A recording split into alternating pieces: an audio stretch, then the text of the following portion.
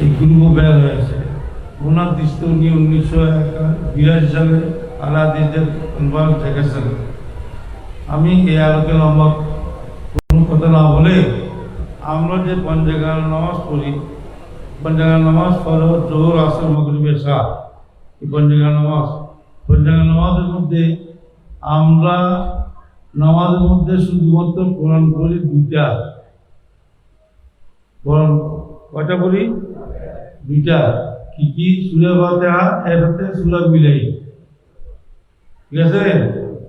আর কোরআন বলতে ওখানে আমাদের নামাজের মধ্যে নাই।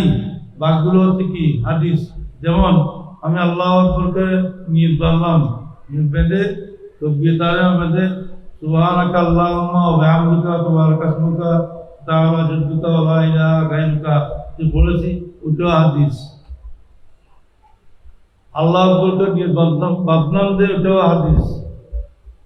একটা নামাজের মধ্যে অন্তত 14 থেকে 15টা হাদিস আছে।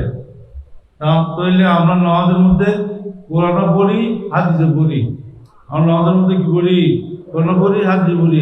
আমরা যে আল্লাহ আকবরকে রুকুতে যাই, ওখানে সুবহান রাব্বিল আযীম পড়ি, ওটা কোরআন না হাদিস? কোরআনের মধ্যে সুবহান রাব্বিল আযীম আছে।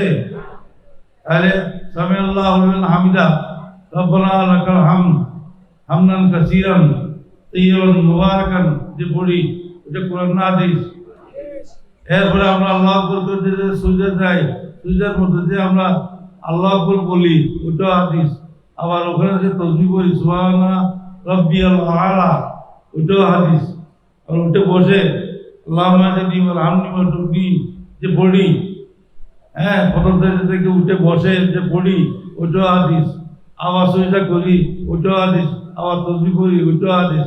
তাহলে এক রাকাত নামাজের মধ্যে আমরা হিসাব করলে, আমি ব্যক্তিগতভাবে হিসাব করছি প্রায় 14টার উপরে হাদিস পড়ি আমরা। কয়টা? 14টার উপরে। আপনি আমি হাদিস বাদ দিয়া শুধু কোরআন পড়লে হবে নামাজ? নামাজ হবে না? নামাজের মধ্যে আমরা শুধু কোরআন দুইটা, একটা হচ্ছে সূরা ফাতিহা, আটটা কি? আটটা সূরা মিলানো। সূরা ইখলাস হোক, সূরা কাউসার হোক, সূরা আসর হোক, আমরা যেগুলো একটু সূরা মিলানো, ঠিক আছে? আমরা অনেকে, আমি আজকে বুখারী শরীফের এই ইয়ের মধ্যে বলেছি, আমরা অনেকেই নামাজ জানি না, জানার আগ্রহ নাই। এবং আমাদের মসজিদ সমূহের সভাপতি সেক্রেটারি সমূহ আমাদের মসজিদের ইমাম খতিবদেরকে জিম্মি করে রেখেছেন। আমাদের কথা বলতে হয়, মুসল্লিদের সাথে কথা বলতে সুযোগ দেয় না। মুসল্লিরা যে নামাজ জানে না, দোয়া কোথায় পড়তে হয় সেটা জানে না। যে বিদ্যুৎ নামাজের মধ্যে রাকাতে উল্টা তাকবীর পড়ে যে একটা বেতারিয়ার মতো হাত বাঁধতে হয়, হাত বাঁধ দিয়া যে আল্লাহুম্মা ইন্না নাস্তাঈনুকা নাস্তাগফিরুকা ওয়া নু'মিনু বিকা ওয়া নাতাওয়াক্কালু আলাইকা, এটাকে বলা হয় দোয়া কুনুত। 3 রাকাতে নামাজের মধ্যে 2 রাকাতে পুরো তাসাহুদ মানে কি? আত্তাহিয়াতু দুরূদ ইব্রাহিমী এবং দুআয়ে মাগফিরা। আত্তাহিয়াতু মানে আত্তাহিয়াতু লিল্লাহি ওয়া সালাওয়াতু তাইয়্যিবাতু, আসসালামু আলাইকা আইয়ুহান নবী ওয়া রাহমাতুল্লাহি ওয়া বারাকাতুহু। দুরূদ ইব্রাহিম মানে আল্লাহুম্মা সাল্লি আলা সাইয়্যিদিনা মুহাম্মদ ওয়া আলা আলি সাইয়্যিদিনা মুহাম্মদ কামা সাল্লাইতা আলা ইব্রাহিম। আর দুরূদ ইব্রাহিম মানে আটটা দুরূদ হচ্ছে আল্লাহু বারিক আলা মুহাম্মাদিন ওয়া আলা আলি মুহাম্মদ কামা বারাকতা আলা ইব্রাহিম ওয়া আলা আলি ইব্রাহিম, এটাও হাদিস। দুআয়ে মাগফিরা মানে আল্লাহুম্মা ইন্নী যালামতু নাফসি যুলমান কাসীরা ওয়া লা ইয়াগফিরু যুনুবা ইল্লা আনতা ফাগফির লি মাগফিরাতাম মিন ইনদিকা ওয়ারহামনি ইন্নাকা আনতাল গফুরুর রহিম। আমাদের মসজিদে গৌসিয়া রেফাইয়াতে বলেছি, আমাদের এখানে মাহফিলে আমি বলেছি যে দোয়া কুনুত না জানিয়া যদি নামাজ পড়ে, নামাজগুলো হবে না। নামাজ না জানিয়া নিয়মের মতো নামাজ পড়তে থাকলে সারা জীবন কেটে যাবে, কিন্তু নামাজগুলো মকবুল হবে না। আপনার আকীদা সহি আছে, আকীদা আপনাকে ব্যস্ত দিবে না। আপনার নামাজ আপনি পরিপূর্ণ নামাজ আদায় করতে হবে। আপনি না জানলে ওই নামাজটা আপনি কোনো দান নেওয়ার ব্যক্তি থেকে শিখে নেবেন, মসজিদের ইমামকে বলবেন। মসজিদের ইমাম নিয়োগ করার সময় মসজিদের ইমাম দেখবেন নামাজের দাঁড় করাইয়া সে নামাজের মধ্যে পাকে উঠা নেওয়া করতেছে কিনা, পাকে উঠা নেওয়া করতেছে কিনা। সে বৈঠকে বসতে অন্তত 6টা আঙ্গুল, পায়ে 6টা আঙ্গুল কি করতে হবে? কেবলার দিকে থাকতে হবে। অর্থাৎ ডান পায়ে 5 আঙ্গুল, বাম পায়ে বৃদ্ধাঙ্গুলি কেবলার দিকে থাকতে হবে। এই বা আঙ্গুলগুলো নড়তে ধরতে পারবে না, কেবলার দিকে মতবজ্জ থাকতে হবে। এখন আমরা এক পা পূর্ব দিকে, এক পা পশ্চিম দিকে, যেহেতু পশ্চিম দিকে দাঁড়ায়, এক পা উত্তর দিকে, এক পা দক্ষিণ দিকে, 2 পায়ের মাঝে 4 আঙ্গুলের বেশি ভাগ থাকতে পারবে না। আমাদের নামাজগুলো হচ্ছে না, বলেন না, আমাদের নামাজগুলো হচ্ছে। অতএব আমরা আজকে থেকে এখান থেকে শিক্ষা নেব। ইমাম হাশমি রহমতুল্লাহ আলাইহি বর্তমানে শাহজাহান মসজিদের মধ্যে, যে বর্তলিয়া ফাতুল হাম শাহজাহান মসজিদের মধ্যে যারা নামাজ পড়েছেন, অনেক মুসল্লি আমি দেখতেছি আব্বাজানের পিছনে নামাজ পড়েছেন, জুমা পড়েছেন। জুমার নামাজের আগে আব্বাজান তকবীরের মধ্যে নামাজের মশালাগুলো সবচেয়ে বেশি বলতেন। আজকালকার ওলামায়ে-কেরামগণ শুধু ওই জুমার আগে কোনো পীর বুজুর্গ, তার পীর বুজুর্গ ওলিয়ে কেরামের জীবনী ছাড়া কোন নামাজ, মুসল্লি নামাজ সহি হচ্ছে কিনা সেটা দেখে না। আল্লাহ রাব্বুল আলামিন আমাদের ইমাম খতিবদেরকে সহি আমল করার তৌফিক দান করুন এবং আমরাও শিক্ষার জন্য আগ্রহ আমাদের দিলের মধ্যে পয়দা হোক। আমার কথা কেউ মাইন্ড করবেন না। আমরা নামাজে কোরআনও পড়ি, হাদিসও পড়ি, এটা মনে রাখবেন। আমরা নামাজে কোরআনও পড়ি, হাদিসও পড়ি। আল্লাহ রাব্বুল আলামিন আমাদেরকে হেদায়েত দান করুন।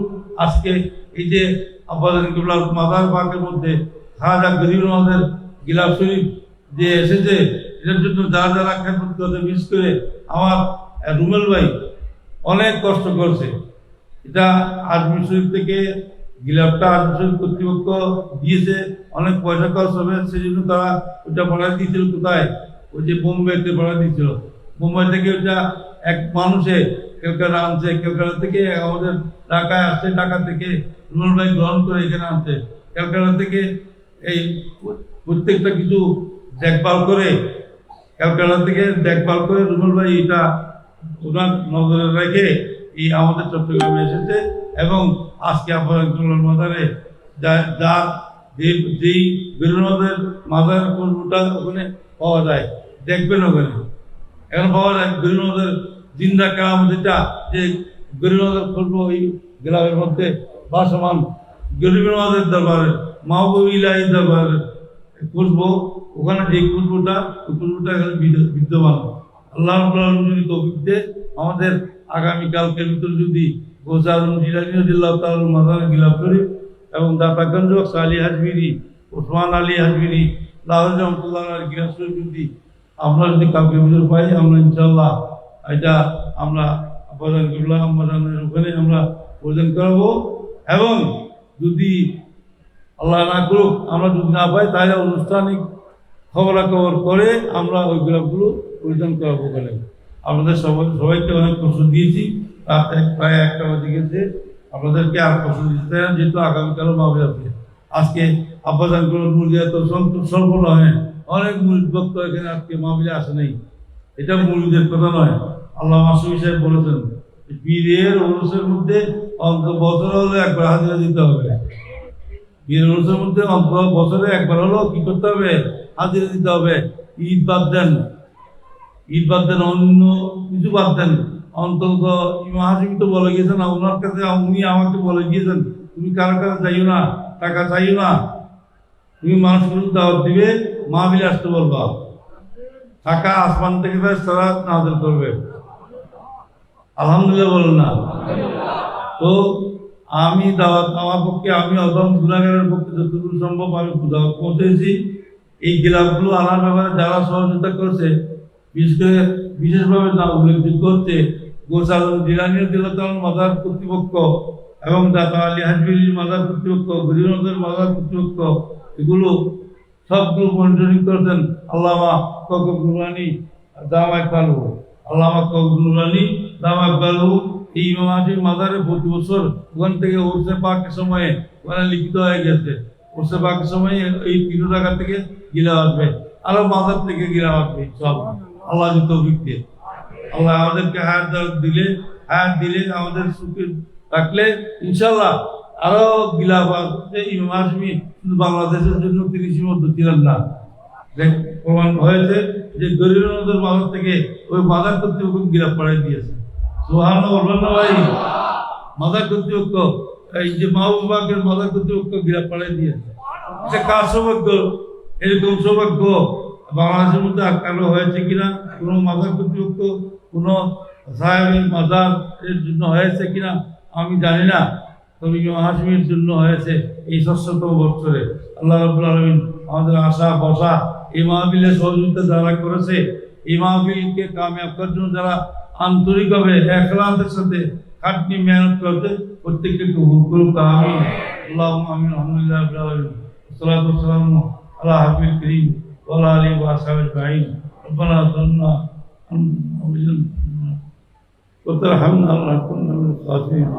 মৌলা করিম, আমি গুনাহগার, ইমাম হাশিম নিসবত এখানে বসেছি, হাত বাড়িয়ে দিয়েছি।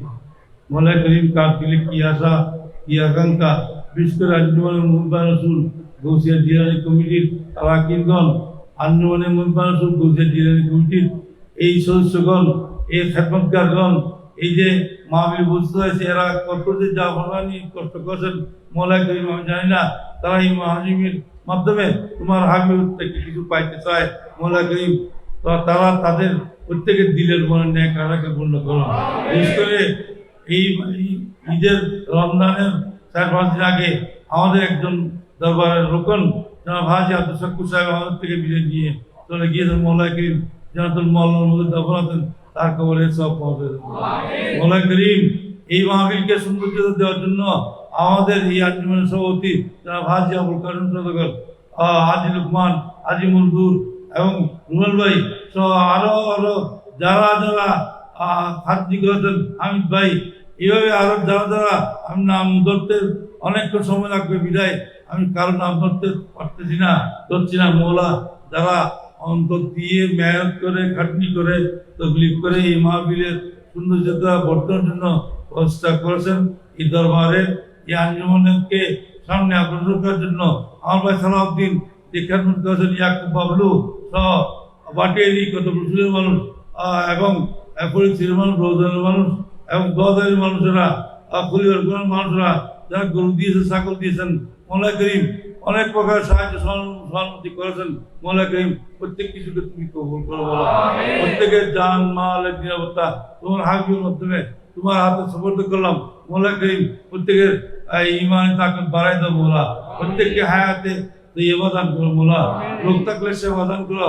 প্রত্যেকের পরিবারের উপরে রহমত বরকত নাযিল করো। প্রত্যেকের পরিবারের উপরে রহমত বরকত নাযিল করো। আমাদের প্রত্যেককে এবং আমাদের প্রত্যেকের পরিবারকে নামাজি বানাই দাও মৌলা। নামাজ হুজুরি কলম নিয়ে আর একটা তৌফিক দান করো। নামাজের রক্ত হলে যেন আমাদের দল ভরি হয়ে যায়, আমরা যেন সোজা নামাজে রত হই, ওই অবস্থায় হারাত আমাদের করে দেবো। সমস্ত ফিতনা থেকে, আলা হাদিস, আলা খবিস এবং বাতিল ফিরকার খপ্পর থেকে আমাদের ঈমান আকীদাকে রক্ষা করো। আমাদের আমরা সহি শুদ্ধভাবে নামাজ আদায় করার আমাদেরকে তৌফিক দান করো। মৌলা করিম, আমরা এখানে এসেছি, পর্দার আড়ালে অনেক মাহবুবরা অনেক হাজার কথা আমি গুনাহগারকে বলেছে, আমি গুনাহগার ভবিষ্য। মৌলা করিম, যারা বলেছে দোয়ার জন্য, আমি গুনাহগার কোনো দোয়া জানি না, ইমাম হাশিমের মাধ্যমে আল্লাহ রাসূলের হাত থেকে তাদেরকে নিয়ে দাও বলা। যারা আঞ্জুমানকে মহব্বত করে, দরবার হাশিমিয়া আলিয়াকে মহব্বত করে, তাদেরকে দুনিয়ার নিয়ামত দৌলত বরকত দিয়ে, আমার রহমতের চাদর দিয়ে, সরকার দু আলম সাল্লাল্লাহু আলাইহি ওয়াসাল্লামের চাদর দিয়ে তাদেরকে ঘিরে নাও বলা। মৌলা করিম, বাতিল ফিরকা থেকে, আক্রান্ত হওয়া থেকে প্রত্যেককে তুমি রক্ষা করো বলা। জটিল রোগে আক্রান্ত হওয়া থেকে রক্ষা করো বলা। যারা জটিল রোগে আক্রান্ত হয়ে ঘরে বসে রয়েছে, মাহফিলে আসতে পারে নাই, মৌলা করিম তাদেরকে সেবা দান করো। মৌলা করিম, দেশের মধ্যে এক প্রকার ছোট বাচ্চাদেরকে এবং অনেক মানুষদেরকে অনেক রোগে আক্রান্ত হচ্ছে, মৌলা করিম প্রত্যেককে সেবা দান করো বলা। হায়াতে সেবা দান করো। প্রত্যেকের औलादকে নেককার औलाद বানাই দাও বলা। প্রত্যেকের औलादকে औलादे सालेह বানাই দাও বলা। মহব্বত ফরমাবরদার বানাই দাও বলা। যাদেরকে औलाद দেওয়া নাই তাদেরকে নেককার সন্তান দান করো। औलादे নরিনা দান করো। করতে ডুবে রয়েছে মৌলা করিম, তাদেরকে করত থেকে মুক্তি দাও বলা। বিশেষ করে আমাদের হাজী আবুল কাসেম সওদাগর, আরো যারা পুরুষ ব্যবসায়ী, হাজী লুকমান, হাজী মনজুর, এভাবে আরো হাজী রুমেল, মৌলা, এরা কিভাবে যে খেদমত করতেছেন, তারা নিজের ব্যবসা বাণিজ্য সবকিছু ছেড়ে দিয়ে আমি সবকিছু ছেড়ে দিয়ে এই আঞ্জুমানের জন্য এই দরবারের জন্য নিবেদিত হয়ে রয়ে গিয়েছেন মৌলা করিম। এই মাহফিলের মধ্যে শ্রোতা হিসেবে অনেক বসেছে যে যারা আমিনকে তুমি কবুল করছো মৌলা, যারা আমিন উঠিরা আমাদের দোয়াকে কবুল করো। সাল্লাল্লাহু আলাইহি ওয়াসাল্লাম আলা হাবিবিল করিম ওয়া আলা আলিহি ওয়া সাহবিহি আজমাইন ওয়ারহামনা ওয়ারহামনা ওয়ারহামনা বিহাক্কি লা ইলাহা ইল্লাল্লাহ মুহাম্মাদুর